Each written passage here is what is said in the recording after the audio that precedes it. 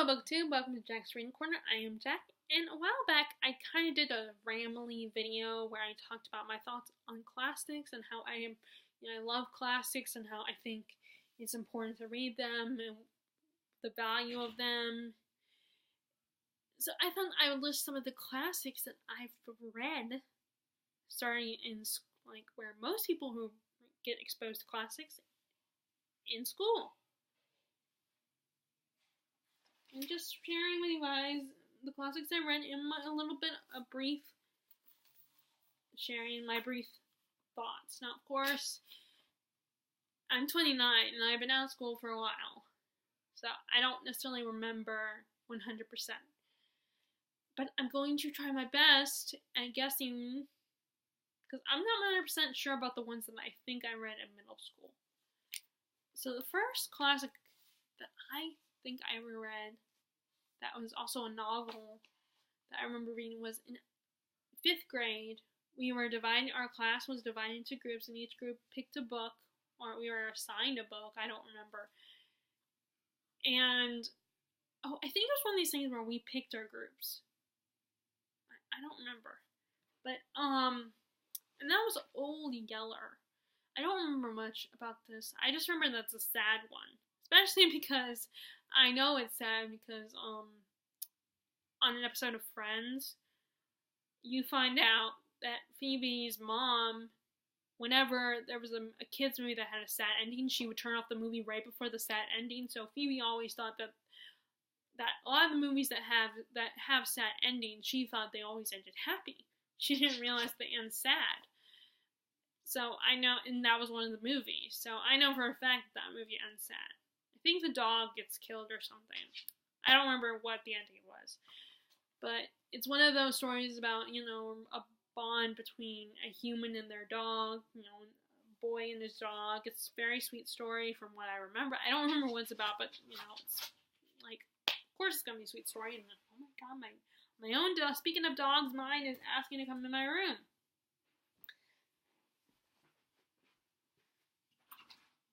Hi. Wait. No. I'm getting this first.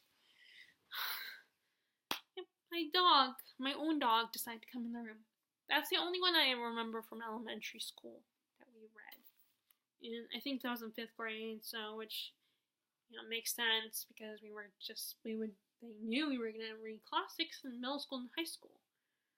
So the middle school ones, I'm not 100% sure. I think I read these in middle school, but I read the 2 most famous Mark Twain books, Tom Sawyer and Huck Finn, and those were incredibly boring. I had no interest in them. Could not get into them, but of course I'm one of those people who actually read. If we're assigned reading, I'll read it. Although in college, this past British literature college class, I got a little lazy when we were reading Canterbury Tales, but I will get to that in a minute, in a little while. But I was kind of bored. I had no interest in those. And the other one I think I read in middle school, but this could have been a high school read. I don't remember, maybe 9th grade. But that was, I think I read Of Mice and Men in middle school, which is a Steinbeck novel. At the time, I didn't like it, but you never know. I might like it now. Especially the way Leslie from Words of a Reader talks about Steinbeck. And I do like, what I've read so far of East of Eden. And he does have a beautiful writing style. But, that's basically the story of these 2 friends, Lenny and I want to call the guy Squiggy. Because I'm thinking Lenny and Squiggy from the show Laverne and Shirley. But no, I don't remember his name. But they want to, Lenny is kind of one of those lovable oafs that's not very smart up here in the brain. He's not very intelligent, but he's so sweet, but he also looks very scary. And the other guy, his friend, is trying to protect him, tries to protect him all the time. And they're traveling, and they want to open their own farm, so they get jobs on other people's farms so they can make enough money, and then something happens where I think Lenny accidentally kills someone. And I think, It's been a while since I've read it. I definitely want to read it again. It's one of his shorter novels, and I think I also read Catcher in the Rye in middle school too. And at the time, I think I might have liked it back then, but basically, it was kind of like not a lot happened in the story. It's basically this punk, thinking, oh, I'm too good for school. I don't need to go to school. So he decides to leave school that night, take a train up to New York City. And it's about him exploring the city, talking about the people in his life. It's like kind of stream of consciousness. I don't know if it actually would be considered stream of consciousness, but he's going to clubs, trying to, he's underage, he's trying to flirt with women, and it's just, and, he was an arrogant little prick. And it's just, at the time, like, maybe at the time I liked it because, oh, he's a teenager like me, like I was, and I can relate, but, of course, I really can't, because I, even as a teenager, was nothing like Holden Caulfield. But he just got on my, he was incredibly irritating, and I don't like to, I don't like to use that excuse for the reason why I don't like a book. I feel like that's a little unfair, because people are annoying. You're not gonna love every character you meet in your favorite book. Not that this one, but in this case, because it was basically him exploring the city, not much was going on, and it was him, we were mostly in his head the whole time. It wasn't enough for me to get past his annoying personality.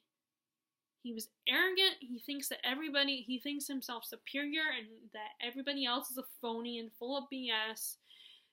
I mean, and the only person he thinks is legit. And I did appreciate this, is his sister, his younger sister.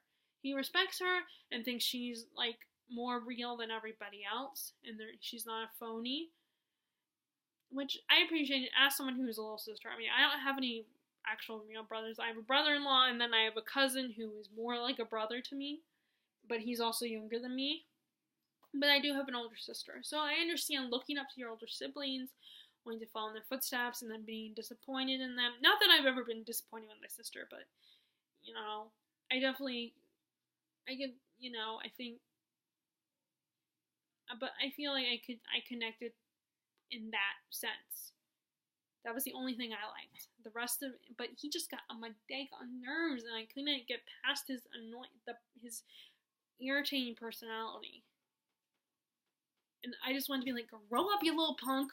The whole world's not revolved around you, and you're not the only one who's superior. You're not the only one who knows everything. And just because people say words like grand does not mean they're phonies. It was like he assumed that he was the only real person next to his sister, other than his sister, and it's like, you arrogant little prick. I couldn't get past that. It just drove me nuts, his character.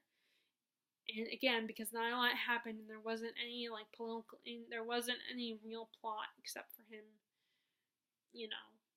checking out New York City. I did not like it. Reading it a second time. And and I think I read Fahrenheit 451 in high school. In middle school. Which is interesting because it's about destroying books and destroying individuality, but I thought it's such a compelling, it's kind of scary too to think about. Although I think, like, George Orwell's books are scarier than, like, Ray Bradbury, or at least that one book of Ray Bradbury's. I haven't read any of his other works. I'm kind of curious though. I'm kind of curious to read his other works, as long as they're not super long. Because if it's an author, then I'm like kind of curious, but not like, it has to be like their writing has to be like kind of short. But that one kind of stayed with me. It was a compelling read, kind of scary to think about too.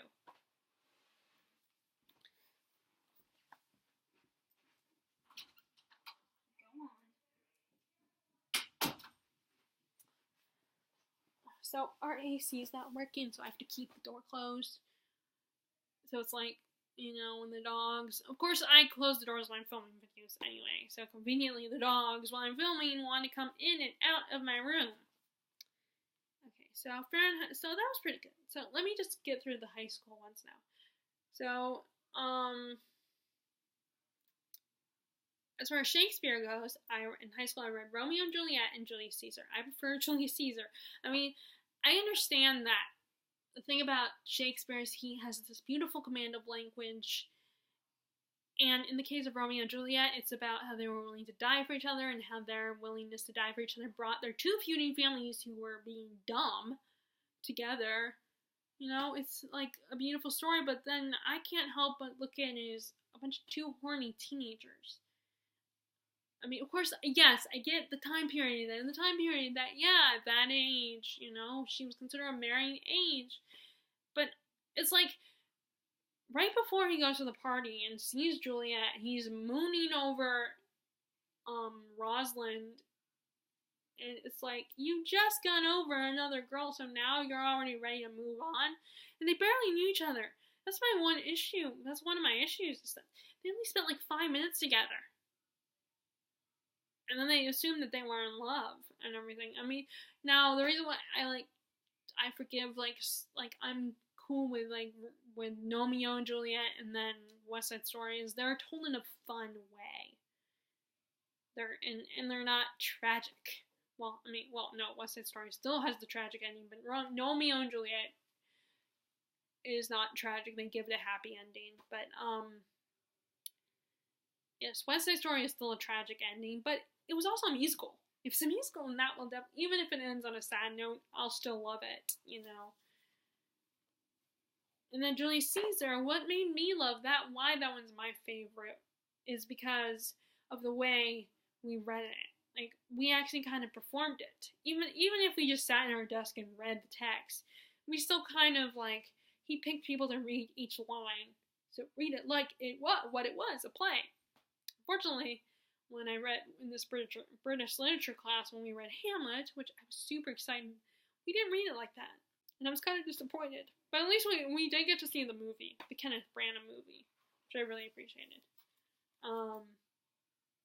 But anyway, it was very, and I already liked that teacher. He was one of my favorite teachers, and I think I came off as having a bit of a crush on him. Oh God, my dogs are scratching again, or the dog. Can you just stay in the room? Oh, I'm sorry, little boy. I'm sorry, you need to just stay in the room. Okay, I'm just gonna go through these quickly because I don't want this video to be too long. But yeah, and then let's see, what else did I read in high school? I read The Crucible. That was one of the plays we read in high school. Which that was really cool, and that was fun. I've always had kind of a thing for witches. We read All Quiet on the Western Front. Although I'm not a big fan of war books, I like war books, but I don't like the war books that take place on the battlefield, where we're hearing about how war kind of sucks, and it can be kind of gross, and I have a personal thing. One of the tropes that I can't stand, that I don't know. It's not, now when I say I can't stand, I don't mean as in I don't want it in the story. I don't like it when it's in a story, but what it gives me a strong emotional reaction is when people get mad at someone for not wanting to fight on battle and he runs away from the battlefield. It's like, how dare you be a coward? How dare you not want to die in glory? It's like, you catch diseases, you're gonna die. You could die. And, I get that. It's great if you feel honorable and you're like, oh, I'm going to die for glory. I'm going to fight for a good cause. It's admirable that you do that. But at the same time, don't judge someone and be like, how dare you? Something's wrong with you. You're a coward. You can't blame these people for not wanting to fight. To be scared. To be terrified. Of being on the battlefield, fighting an enemy and killing someone who has their own life, just like you do. Even if you don't have the same moral values or you agree on have the same belief system, they might have a spouse and kids. So, and people get PTSD, and then just to die before you're ready to die? It's human nature to be scared and not to be uncertain about what's going to happen when you die. To be like, and not want to die too soon. So you cannot blame people for being a little reluctant to join the battlefield. And I just hate it when people like it happened on an example that really pissed me off is on the show Once Upon a Time, but how Rumpelstiltskin gets his, how Rumple as a regular human gets his leg broken and ends up being crippled, is because, first of all, he knows he could die because they're fighting freaking ogres.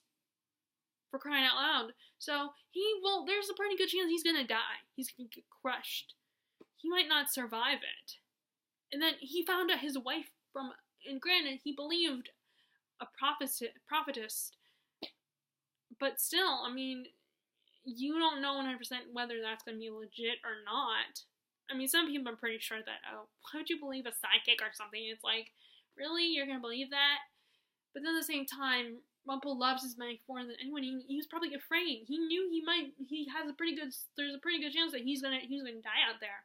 And if there's a chance that his wife might be pregnant, he doesn't want to leave her. It's like, of course he's gonna want to be there for her, and so the only option was to leave, and the only way he was gonna leave the battlefield is if he got an injury or he died. But of course his ungrateful bitch of wife is all like, how dare you not die in glory in the battle? Now I'll have a reputation of a wife of a coward. And it's like, well, all those people I wanted to I just wanted to punch that one guy, that one captain guy. Remember, I couldn't stand him. I do like the actor though. Because he played Benny on Supernatural. And then, all those people, it's like, we're just so angry at all those people. And, some of these people, they deserved what some of Rumple's little trickery and punishments he doles out in his, all that. But that's, like I said, that's all I'm going to say, is that's an example of when someone is like, if someone runs away from the battlefield, breaks their leg, thinking that's the only option, and knowing that there's a pretty good chance they're gonna die, but wanting to come home to be there for their spouse, and not wanting to die, I think it's, horribly unfair when you judge someone for that. So, I also read, I thought Tale of Two Cities was high school, but no, actually that was in college. I read The Great Gatsby in high school, and I was one of the people who actually loved that book. And I've read it one other time now. I want to say I've read it, I would love to say I've read it twice, but I haven't. I've only read it one other time. So I have read it twice, but I mean, twice as in I've only read it one other time before, after school, after all of my schooling.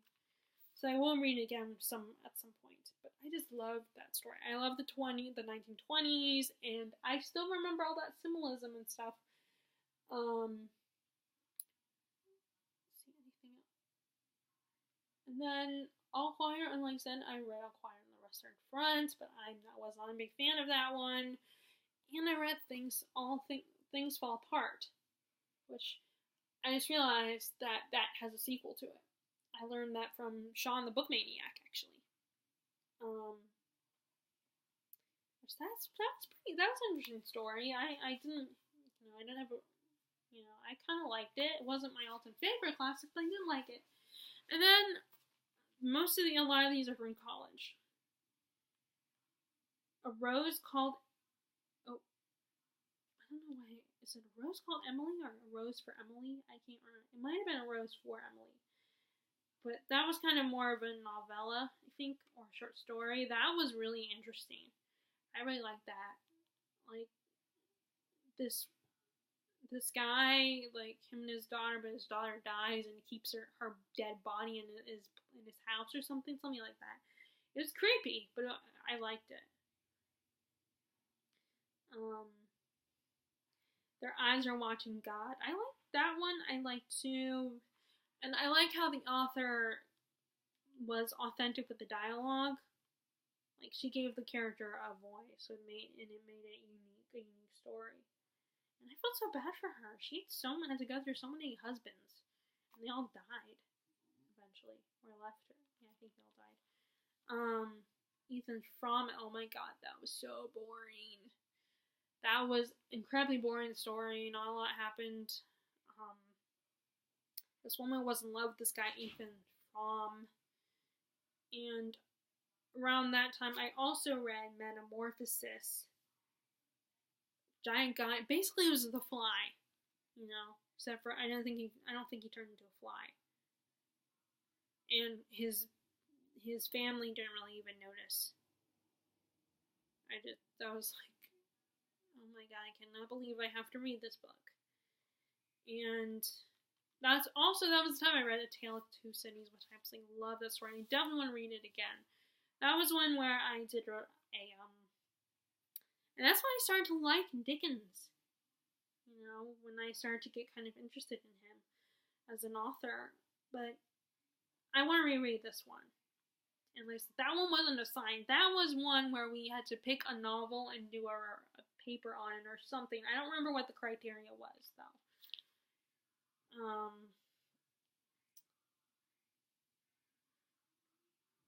That year we also read Maus, which that's about a father and a son that don't really connect that well.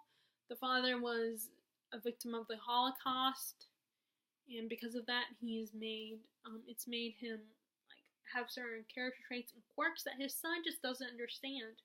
It was really cool about that when first of all, I was surprised that it was a graphic novel. I didn't think we would study something like that, but it's a graphic novel, which that was a really cool, a cool format to tell in it. And then we also, and instead of using people, we get animals to represent all the different races. Like the Jews were the mice, and then there were all these different other animals in there. And I almost wish I had kept that one. But that was really good. When Harrison and Daniel are old enough, I think I would love to introduce them to some of these too. The rest of these as well. Not all of them, but some of them. And I think that's all and college was, and then I just took the British literature class. That's when I read Hamlet. But we didn't get to Hamlet for a long time, and we had to go through that one quickly. We didn't even get to Gulliver's Travels. Because we spent so much freaking time on Canterbury Tales. We had to study every single story and read every single story. It's like, I don't care. I mean, some of them were funny and entertaining, but some of them, once I figured out what happened in the stories, but it was like, oh my god, why do we have to look at every story? And that was the one where I kind of got a little lazy and didn't read every single story. Like, I skipped one of the stories. But then, fortunately, I learned the hard way that I shouldn't do that because there's always a chance that she might test us on it, what she did on the one I didn't read, so I got in big trouble for that.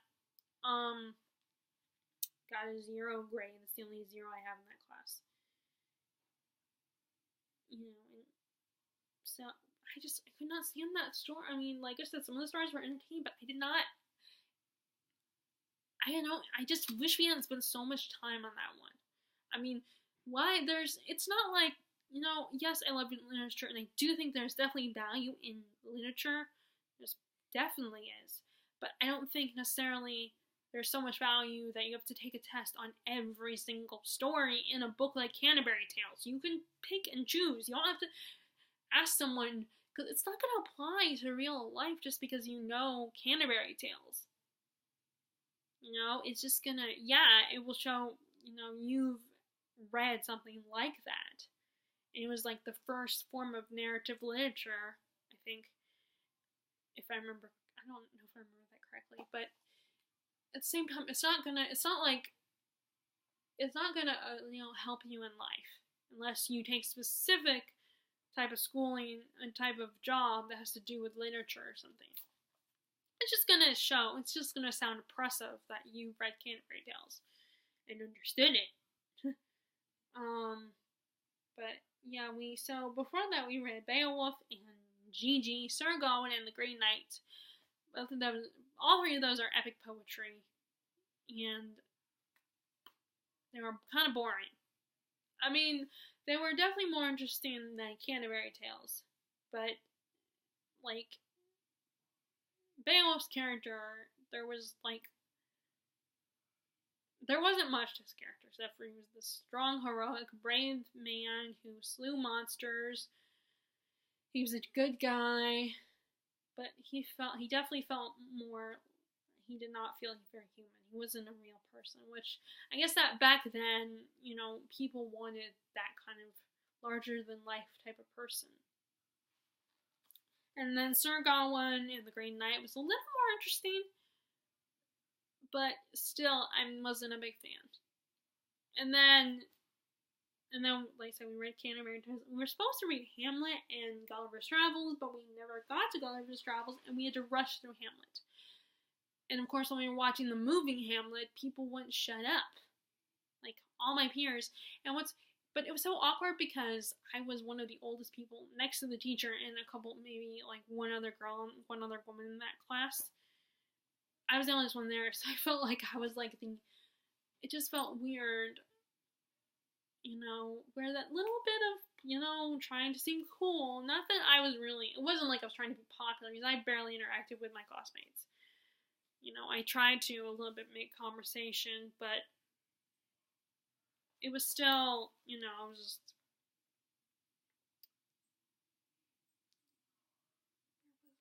So, and then like when we were watching the movie, I liked the movie.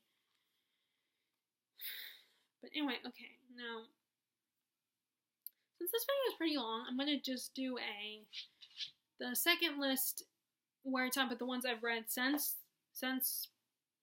my schooling. That's going to be a separate video because I don't want this video to be too long. So anyway, I just want to tell you guys about the classics that I read. Talk about them a little bit. That are at least the ones I've read in school. And then I will, like I said, I wanted to talk about the ones, and then I'm going to make a separate video after this where I talk about the ones that I've read since then. And I've kind of realized what forms of literature I actually like as far as classics goes. And like some of these I liked and some of them I didn't, the ones we read in school.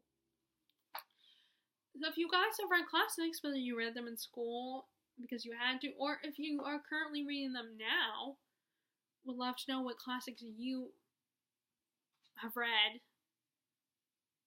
And I hope you liked this video. If you did, be sure to give a thumbs up. Click subscribe if you haven't. And as always, I hope you are enjoying your reading. And I will talk to you all later. Alright, bye.